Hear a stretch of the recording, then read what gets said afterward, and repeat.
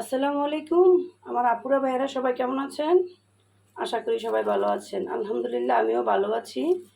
আজকে একটা মজাদার সবজি ভাজি রান্না করব, সেজন্য আপনাদের সাথে শেয়ার করতে চলে এলাম। এই যে কথা না বাড়িয়ে চলে যাব মূল রান্নাতে। এই যে দেখুন সবজিটা রান্না করার জন্য আমি কী কী কেটে নিয়েছি। এখানে নিয়েছি মিষ্টি কুমড়াকে এরকম করে লম্বা লম্বা করে কেটে চিপ করে কেটে নিয়েছি।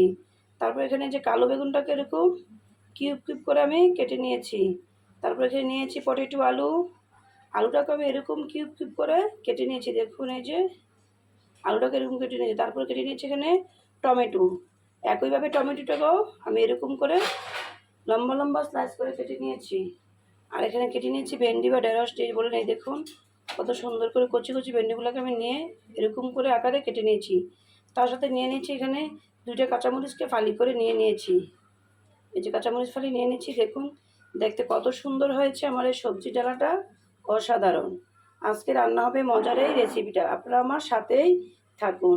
এবার সবজিগুলো কাটা দেখানো হলো, এবার চলে যাব রান্নায়। রান্নার জন্য প্রথমে চুলে একটি প্যান বসিয়ে দিয়েছি। প্যান দিয়ে দেবো এখানে পরিমাণ মতো রান্নার রেগুলার তেল। এখানে আমি 3 টেবিল চামচ পরিমাণ রান্নার রেগুলার তেল দিয়ে দিলাম।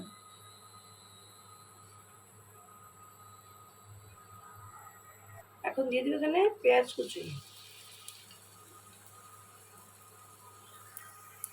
এই পেঁয়াজটাকে দিয়ে আমি হালকা একটু বাদাম কালার করে ভেজে নিয়েছি। এখন দিয়ে দেবো এখানে শুকনো উপকরণগুলো।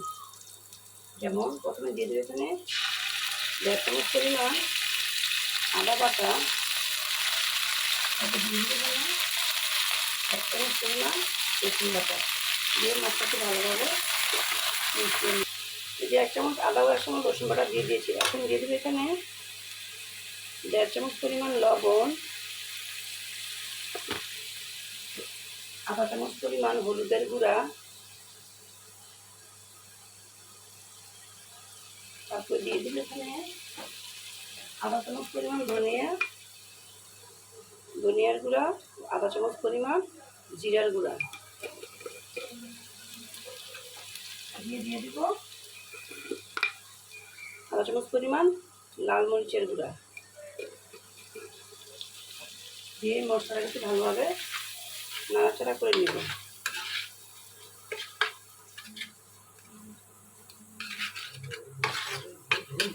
এই যে মশলাগুলো আমি আগে কেটে রেখেছিলাম, এখান থেকে এক এক করে মশলাগুলো দিয়ে দেবো। প্রথমে দিয়ে দিব আলুগুলো, কারণ এখান থেকে আলুগুলোকে সিদ্ধ হতে সময় লাগবে, সেজন্য আলুটাকে আগে দিতে হবে।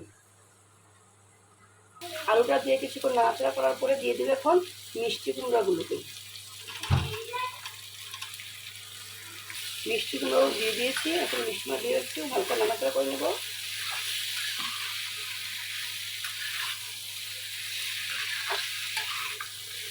এই সবজি ভাজিটা খেতে আসলে অসাধারণ মনে হয়। পোলাওর সাথে বা সাদা ভাতের সাথে খেতে খুবই দারুণ একটা রেসিপি। আপনি এটা যাদের মুখে খাবার খেতে ইচ্ছে হচ্ছে না, ভালো লাগছে নিয়েছি। এখন এক এক করে সকল উপকরণগুলো দিয়ে দিব। তারপর দিয়ে দিব এখানে ভেন্ডিগুলো কেটে রেখেছিলাম, এই ভেন্ডিগুলো দিয়ে দিলাম। ভেন্ডিগুলো দেওয়ার পরে দিয়ে দিব এখানে কালো বেগুনগুলো, মানে সকল উপকরণগুলো এখন এক এক করে দিয়ে দেবে ভিতরে।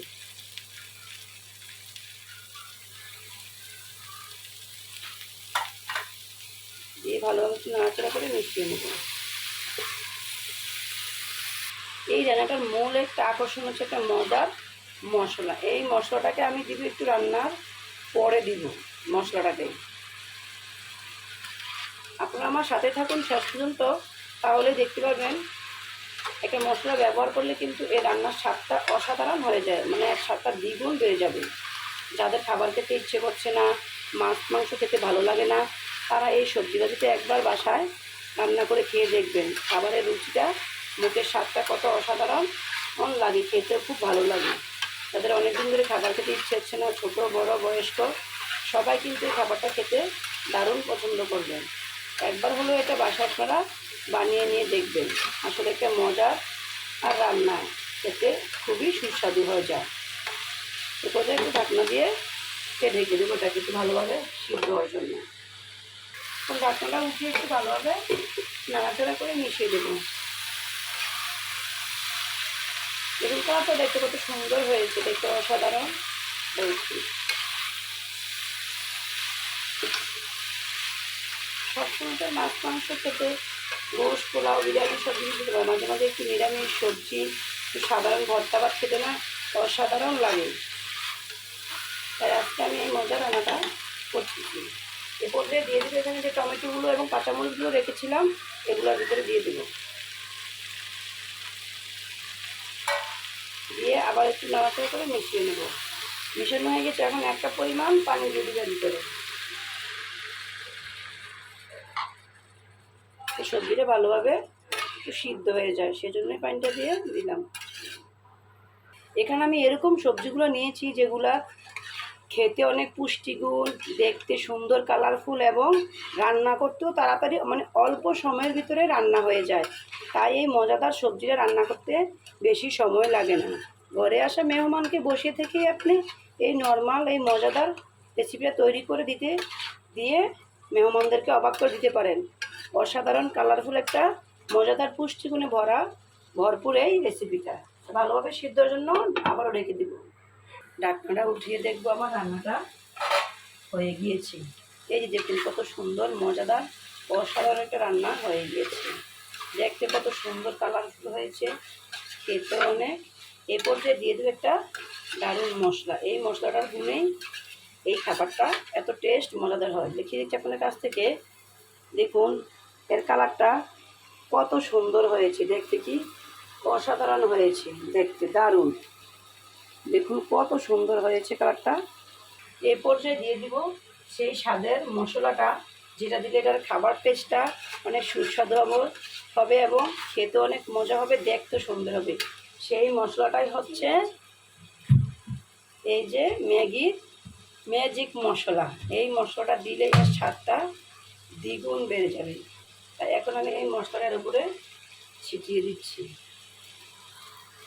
এই যে মশলাটা দেওয়ার পরে কালারটা কি সুন্দর একটা গন্ধ ফ্লেভার আসছে এবং কালারটাও অসাধারণ হয়ে গিয়েছে দেখতে। দেখুন ম্যাজিক মশলা, দেখুন আমার সবগুলো সবজি সিদ্ধ হয়েছে এবং কালারটাও অসাধারণ হয়ে গিয়েছে। আমার রান্নাটা এ পর্যায়ে শেষ। এখন আমি চুলাটা বন্ধ করে পরিবেশন করি।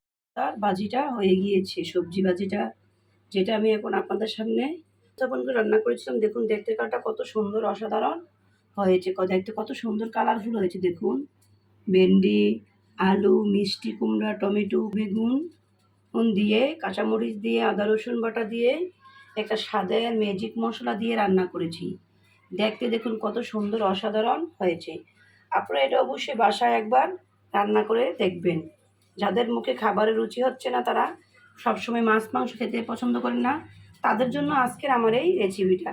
আজ এই পর্যন্তই। আল্লাহ হাফেজ, আবার দেখা হবে। সেই পর্যন্ত ভালো থাকবেন।